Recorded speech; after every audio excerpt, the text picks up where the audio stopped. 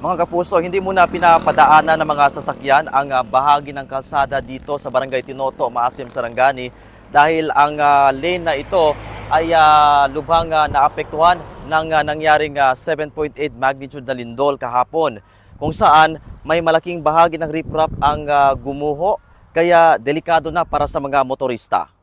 At dito din sa Barangay Kablacan, same pa rin doon sa Barangay Tinoto, one lane lang ang open for motorists dahil marami pong mga pitak-pitak ang makikita natin dito sa kalsada kung saan delikado din para sa ating mga motorista.